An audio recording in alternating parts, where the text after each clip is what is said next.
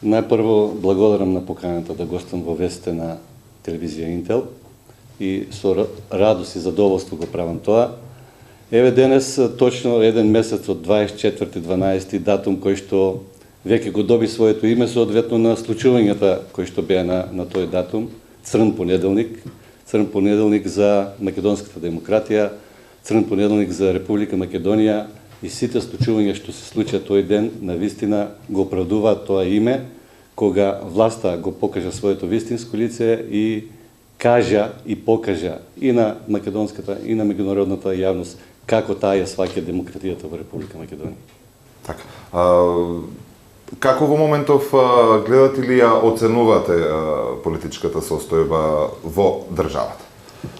Па политичката состојба во државата е многу сложена и секако дека на крај со нашата упорност, со тоа што самата власт покажа дека и покрај сите случувања, после 24-ти, еве еден месец имаме од тогаш, не презеде фактички ништо.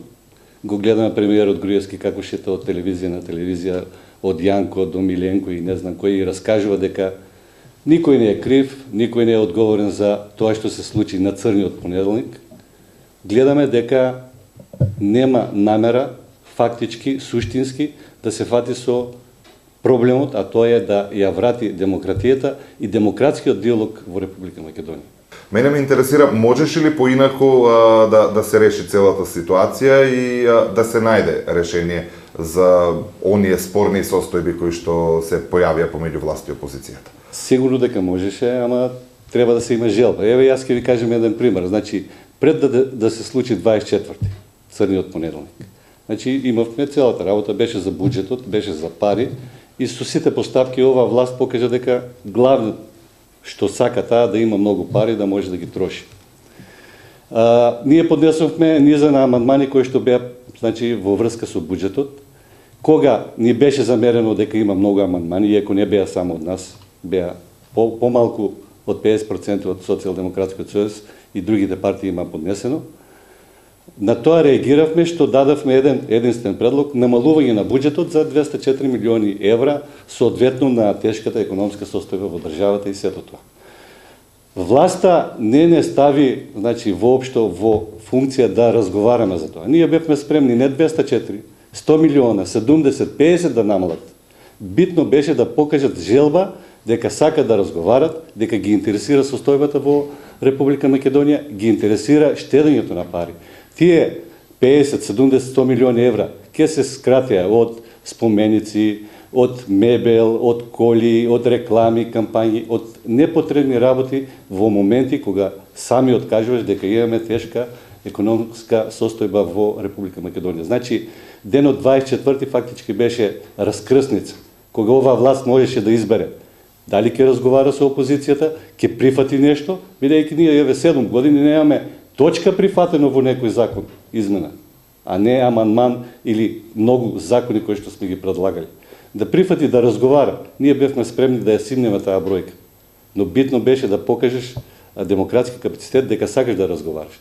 Но тие го избраа лошиот пат на недемократско работење, лош пат кој ќе биде лош пат и за Република Македонија, и за граѓаните на Република Македонија. На крај сигурен сум и за самото ВМРО ДПМН тоа е лошиот пат кој ќе биде нивниот крај. Рековме и предходно, значи, едната страна вината е лоцирана на другата и спротивно. Колку, еве, после месец дена, веројатно имате правено и анализа на целата состојба на случувањата, бидејќи вие сте директно еден од тие кои што се вклучени во работата на собранието. Колку мислите дека целата вина е на другата страна и колку вие како пратеници од опозицијата го прекршивте деловникот, што е со обвинувањата дека буквално насилно е истеран и председателот на собранието од своето место, обидот за зимање на председателското место во собранието, и може ли да најдете одредена вина и кај себе за сите случувања, односно кај вас како пратеничка група? Добро, ова прашање е добро прашање, бидејќи очигледно е дека поради медиумската зафатеност од луѓето кои што се на власт, од ВМРО ДПМН, блокираност на сите медиуми, голем процент или голем дел од граѓаните на Република Македонија не знаат суштински што се случи на тој црниот понеделник и што му престоеше на сето тоа. Значи, прво, во понеделникот беше закажена седница на собрањето за носење на буџетот за 2013 година. Буџет кој што не беше поминат согласно деловникот на собрањето, согласно законот за собрање, во кој што деловник и закон има специјални делови кои што се унесуваат на носењето на буџетот. Значи, процедурата, Комисија за финансирање и буџет со подпис од председателот на Комисија финансирање и буџет, поминато таму, завршено, па законодавно-правна комисија исто така. Значи, сето тоа не беше поминато и фактички беше ставен на дневен ред буџет кој што беше незаконски и незаконски е донесен. Второ, ние како пратеници бевме пред салата во 11 часот и пред тоа и чекавме да почне седницата. Пратениците од ВМРО ДПМН и нивните коалициони партнери дојдеа со картички. Ние немавме картички. Традиција или стил на работа во собранието е пред салата ја добиваш својата картичка, се подпишуваш дека си ја добил и со таа картичка влегуваш, се регистрираш внатре. Без таа картичка ти си безгласна буква едноставно во тоа собрање. Не можеш ниту да дискутираш, ниту да гласаш, ниту да реплицираш, ништо. Таму си, а не си, бидејќи не си евидентиран никаде. Тие ги имаа своите картички, ние ги баравме нашите и од службите, и од нив Силвана Бонијава и Илја Димовски беа таму со своите картички во раците, не ни ги дадо. Тоа е, значи, вториот елемент. Трети елемент, кога влеговме во салата, сите си беа седнати на своите места, Трајко Велјановски со 7-8-10 од обезбедувањето луѓе, седеше на неговото место за да ја почне седницата и да го носи буџетот. Па ние што сме во тоа собрање? Чистачи, што бевме ние во тоа собрање да не ги добиеме своите картички, за да може да се евидентираме, регистрираме и учествуваме во работата без разлика што незаконски беше донесено. Не ни преостануваше ништо друго, туку физички. Значи физички да го блокираме местото на Трајко Велјановски и говорницата за да не се носи незаконски буџетот на Република Македонија.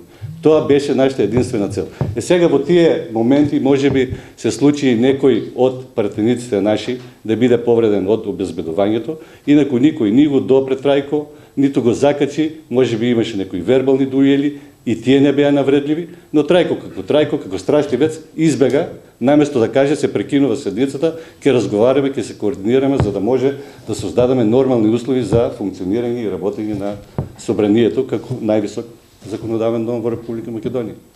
Во меѓувреме вие излеговте, не се вративте во собранието, собранието продолжува да работи, дали ја следите во овие 30 на дена работата на парламентот? Па да, не може да не ја следиме, значи ние се уште сме пратеници, иако не присуствуваме, не учествуваме во работата на собранието.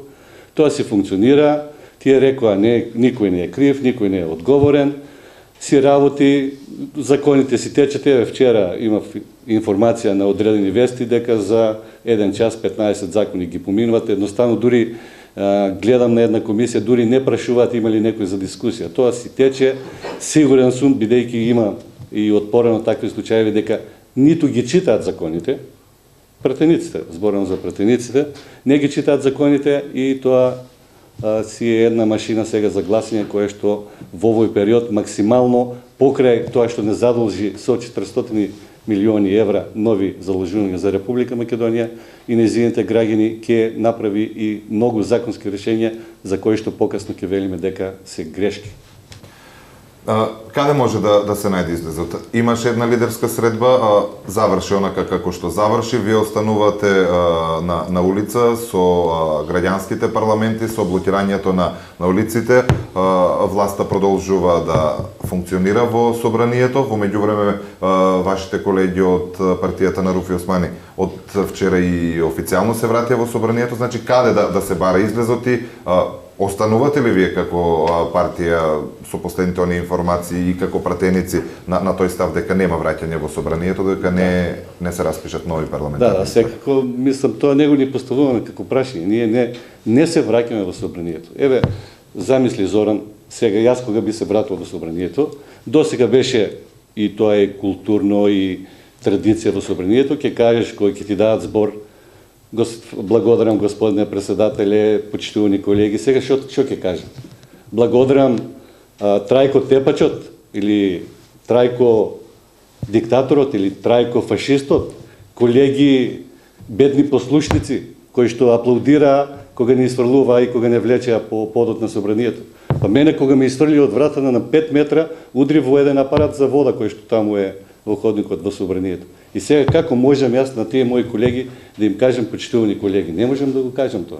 Едноставно, сето човечко достоинство е скршено во сите нас и ние од тој аспект ниту гледаме во собранието институција која што го има својот кредибилитет и легитимитет, ниту во Трајко гледаме дека како втор човек во Република Македонија заслужува да го води тоа, ниту пак ќе му се обратиме со господине председателе.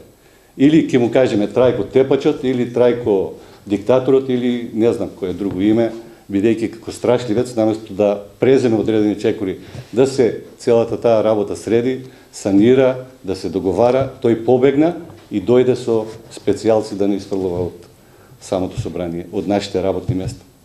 Значи, ние остануваме на ставот дека продолжуваме со уличната демократија, блокирање на одредени сообраќајници, водење на уличен парламент, граѓански парламент. Остануваме на ставот дека нема да има локални избори без вонредни парламентарни избори. Нема да постојат. И на крај би порачал на граѓаните на општина Струмица да бидат сигурни дека Струмица е и ќе остане социјалдемократска општина во Република Македонија. Вред, јас ви благодарам на времето одвоено за нас и за нашите гледачи и за ова гостување. Ви благодарам на вас.